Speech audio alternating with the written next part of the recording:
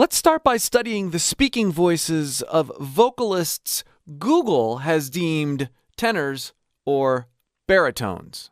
Let's start with the tenors first. Dude, it was fucking crazy. We played for 3 hours, and then we literally learned 50 plus cover songs. I think Teen Spirit was a big song at that point or something, and we had to play it 3 times because people were blood, blood, Teen Spirit again. Oh, listen what he does with his voice there. And we had to play it 3 times because people were blood, blood, Teen Spirit again. Yeah, he added grit, but it got a lot heavier sounding, right? It's not just the grit. There was something about the tone. Chester's voice falls, grounds in a higher, lighter place. Now listen to Justin Timberlake in this small piece of an interview. That pandemic happened. Yeah, a lot of stuff. But making this record, this album is different from any other one, and it's so, what's so funny is you interviewing me. What we hear from these two vocalists is a bit of nature and a bit of nurture. Yeah, they already have a slightly higher, lighter disposition to their voices, but they're also not talking at the very bottom. They're not talking like this. There's an energy that's just naturally a little bit higher. Now listen to Michael. I'm 2 different people, on and off stage, but I formed a personality that's me, and I can't get away from that. It's just the whole overall thing it's hard to deal with. It really is. It's a hard situation, and it's something I have to put up with. Yes, Michael does have a natural tenor voice, but he makes it a point to be talking with a lightness and in a range that once you sink into with your own voice can start to feel a bit more natural. Keep what I just said and how I said it in mind as we listen to the baritones. The Greek part of Cyprus is an amazing culture, but it's definitely different. What did it look like? What was the energy? It was just there? exactly what you think. A lot of great food, great people, unbelievable scenery. Just an amazing part of the world. Yeah. A heftiness to Harry's voice, both in natural timbre and delivery. Chris Cornell. They were trying to figure out, well, how do we promote the whole record, as a band with just one guy? So they put together this idea that I would do a 1-hour acoustic show at this radio station, and I did it, and it was really fun, and it got bootlegged, and a lot of people liked it, and so I decided to just start touring like that.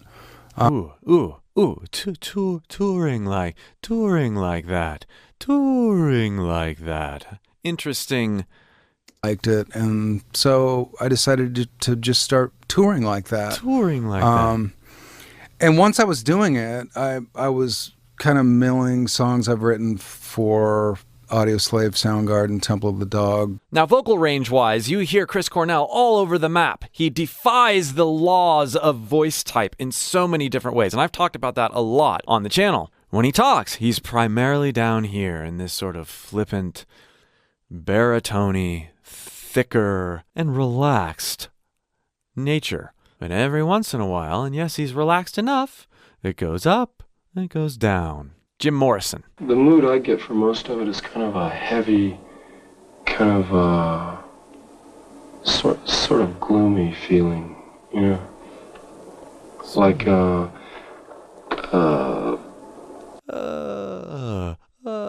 of gloomy feeling.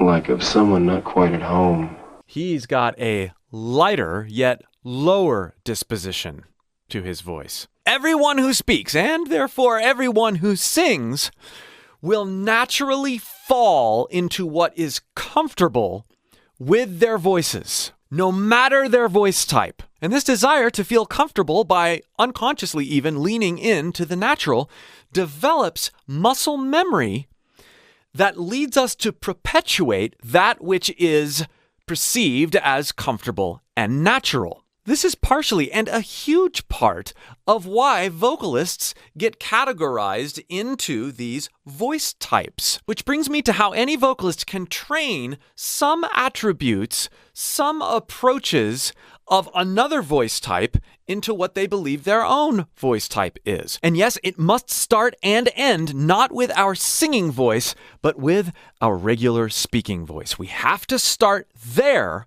in order to not be trapped into certain notes or striving for certain things before we have fully discovered what it feels like to adjust our vocal weight, tone, placement, timbre. Now, these concepts that I'm going to be exploring in this video, these nature versus nurture, natural dispositions versus muscle memory, will really only be able to be internalized by you as a vocalist if you have a solid foundation, understanding what it means to truly support your voice in the proper way, and how to use air and placement properly. If you are unsure that you know how to do these things properly, click the link below in the pinned comment or video description and join my free course.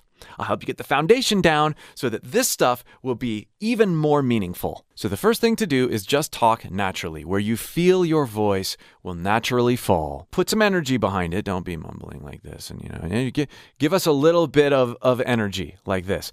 Talk, talk, talk. Have a conversation. Read part of a book out loud. Make a YouTube video. And then inch up as you quiet your voice a little bit, like this. I'm going to be quiet, and I'm going to find both a volume and intensity and the range where I feel like I'm at the very upper end of my chest voice, and I'm able to peak up into my head voice without this happening. If you feel yourself breaking, back off on the breath pressure, brighten your voice, send it slightly back. In other words, don't try to belt it out. Send it slightly back so it feels like it's resonating more in your soft palate, and feel this type of voice out. Regardless of your voice type, everybody can find this area of their voice.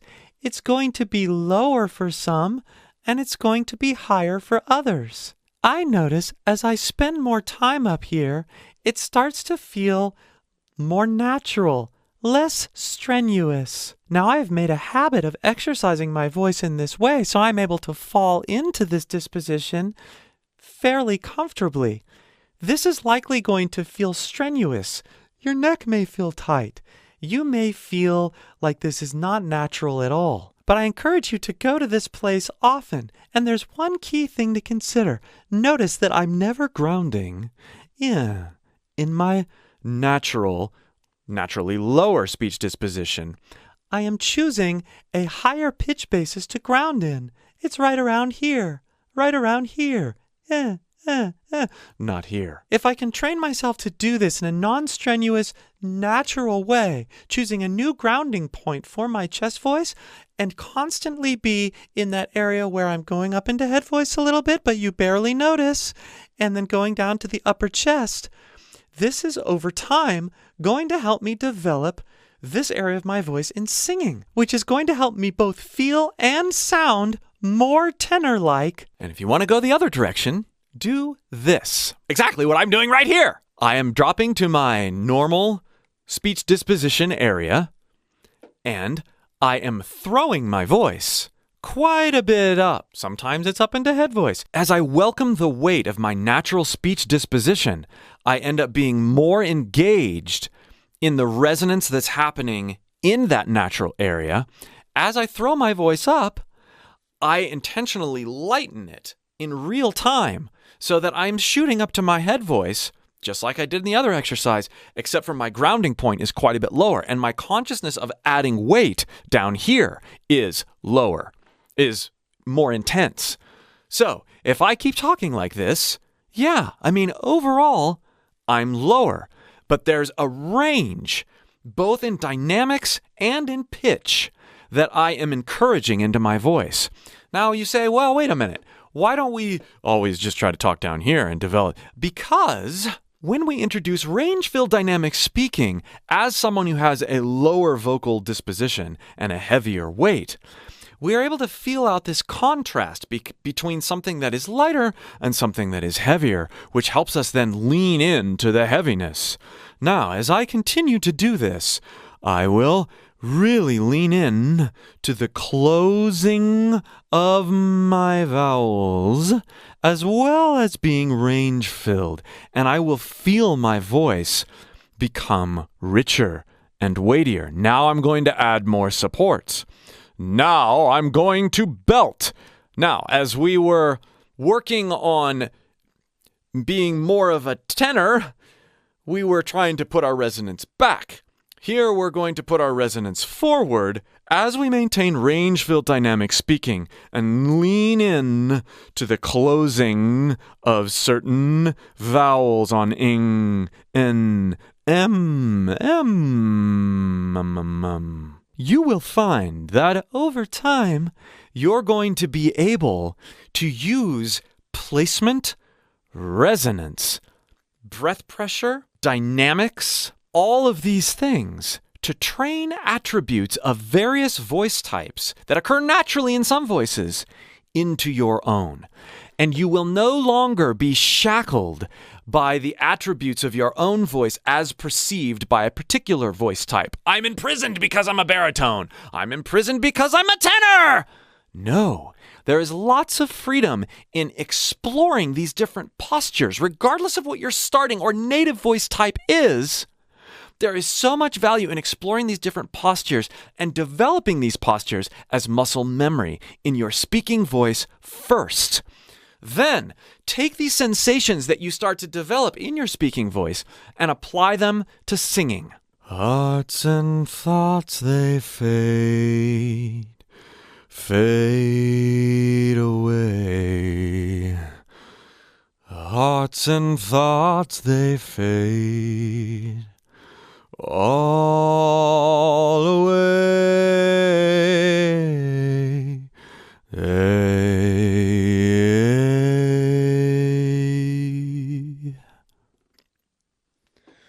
I believe I can fly. I believe I can touch the sky. I think about it every night and day. Spread my wings and fly away. I believe I can soar. Weightier, same range. I believe I can soar. I believe I can soar. I believe I can fly. I believe I can fly.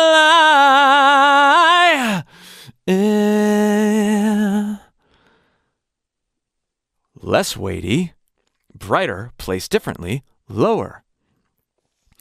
Hearts and thoughts, they fade away. Now, I can actually go not as low comfortably when I'm in this posture. This really highlights the relationship between programming and natural disposition, or nature versus nurture, like I talked about at the beginning. Hearts and thoughts, they fade away. Hearts and thoughts, they fade.